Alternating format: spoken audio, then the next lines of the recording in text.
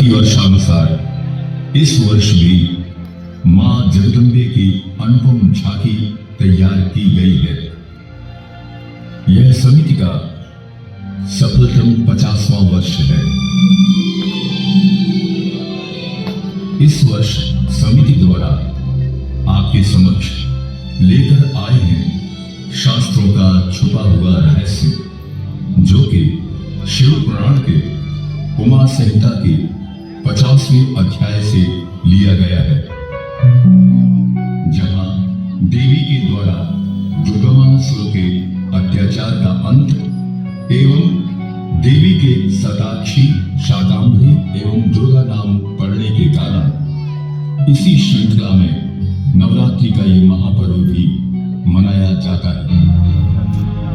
आइए चलते हैं उस विहर में जहां दैत्यराज महाबली रुरुपुत्र दुर्गमासुर द्वारा इच्छित वर के लिए भगवान ब्रह्मा जी के कठोर तपस्या में लीन था।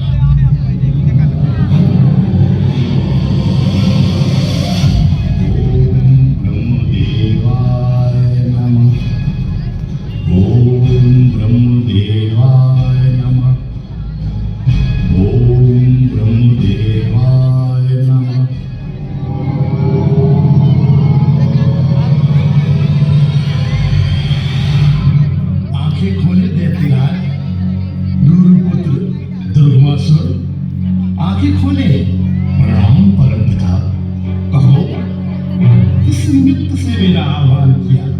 अपना मनोरथ कहो। आपके दर्शन पाकर कोई इच्छा शेष नहीं रहती, परंतु आपका आदेश है तो सुनिए।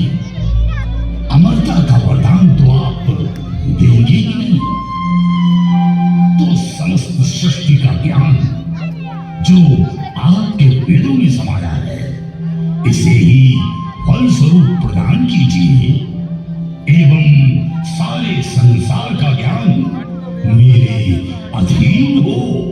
बस इतनी कृपा कीजिए जगत पिता, कृपा कीजिए। तथास्तु।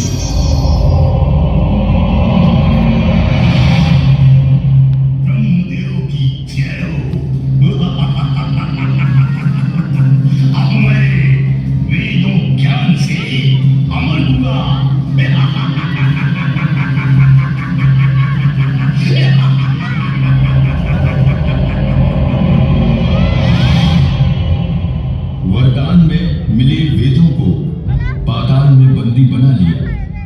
भीषण अत्याचार कर मुनियों के यज्ञ में अपने नाम की आहुति दिलवाने लगा। वेदों की ध्वनि, ज्ञान एवं यज्ञ आहुतियां न होने से देवता भी बलहीन होने लगे। अत्याचार का असर मुनियों, यक्ष, गंधर्वों एवं मानवों पर भारी पड़ गया। इस कारण सृष्टि पर इसका असर दिखने लगा और सैकड़ों वर्षों तक पृथ्वी पर अकाल पड़ा। सभी अकाल से त्राहि त्राहि हो उठे। यह दशा देख नारद जी द्रवित हो सभी देवताओं के साथ कैलाश पहुंचकर सृष्टि की व्यथा सुना, करो पुकार कर महादेव से कहने लगे।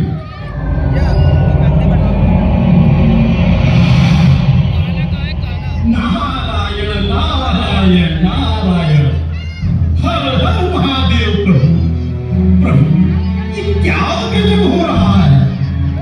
आपकी कृपा पात्र संपूर्ण पृथ्वी लोक पर ऐसा तो कभी देखने को नहीं मिला।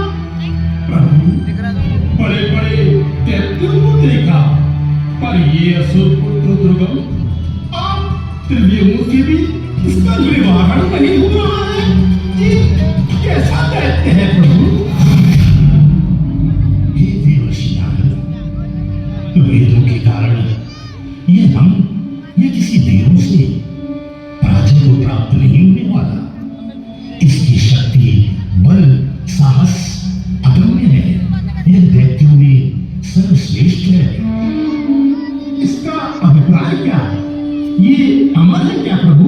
नहीं नारद जी, अंतःकारी का वध तो निश्चित है। तो आप ही इस दैत्य दुर्गम का निवारण करें उमापति। नारायण नारायण नारायण। मेरी शक्ति देवी गिरजा ही इस समस्या का समाधान कर सकती है। उन्हीं से प्रार्थना करो।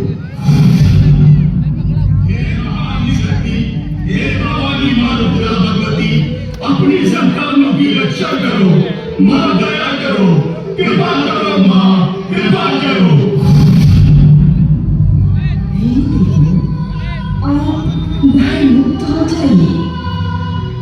तत्क्षण ही मेरी महाशक्ति इसका निवारण करेगी। देवों की करुण पुकार सुन देवी पार्वती ने आश्वासन देते हुए उनके शरीर से एक प्रकाश पुंज निकला।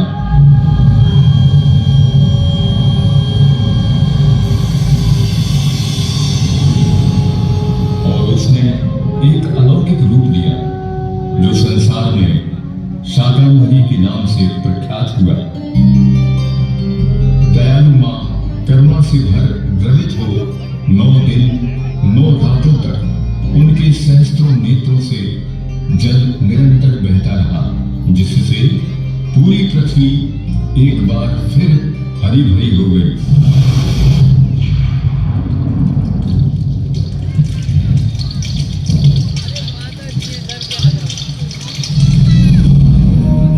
और मां सभी देवों से बोली, हे देवों, ये सृष्टि के समस्त जीव मेरी ही संतान हैं। तो माँ भला अपनी संतान को दुखी कैसे देख सकती है? आप सभी निश्चिंत हो जाओ। मैं वेदों से आप सभी को संतुष्ट करूंगी और अधर्म रूपी दैत्य दुर्गम का अंत करूंगी।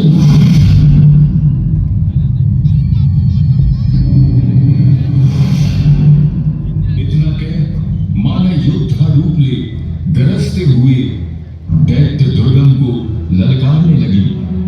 यह सुन क्रोध से भर दुर्गम भी हाहाकार मचाते हुए पहुंचा और दोनों में भीषण संग्राम होने लगा।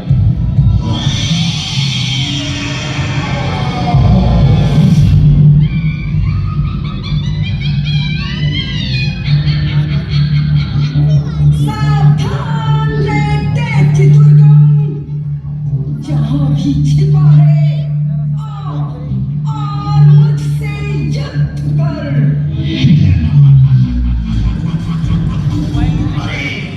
तू कौन है और क्या व्यर्थ प्रहलाद कर रही है? जानती भी है कि मैं कौन हूँ? मैं महाबली दैत्य दुर्गम हूँ।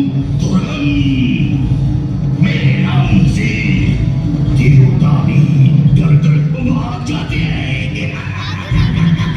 और तू क्या चारों वेदों के समस्त ज्ञान मेरे अधीन है? मेरे अधीन? अरे तुच्छ अबला, क्यों मुझे गीता भक्ति दे रही है? चल युद्ध कर।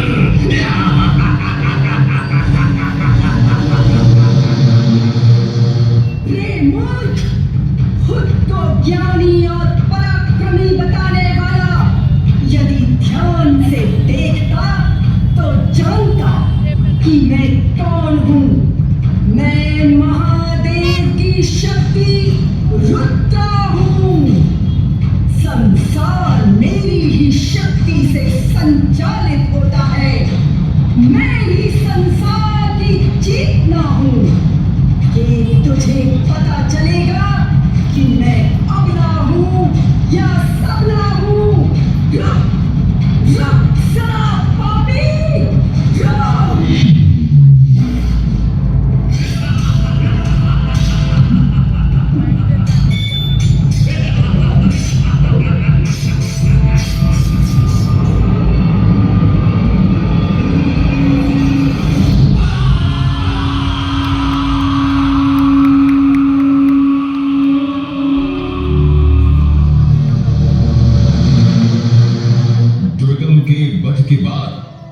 देवी ने वेदों को देवताओं को प्रदान कर सनातन की एक बार फिर रक्षा की। सभी देवता प्रसन्न होकर दुर्गम विनाशिनी मां दुर्गा के नाम से संबोधन करते हुए जय जयकार करने लगे। यही वो समय था जब से नवरात्रि का महापर्व समस्त लोगों के लिए संभव हो सका। जब जब संसार में अधर्म बढ़ा, तब तब मां आदिशक्ति ने उस अधर्म रूपी दानों का अंत कर संसार को भयमुक्त किया। आइए मां दुर्गा के दर्शन कर अपने जीवन को धन्य करें। जय माता दी।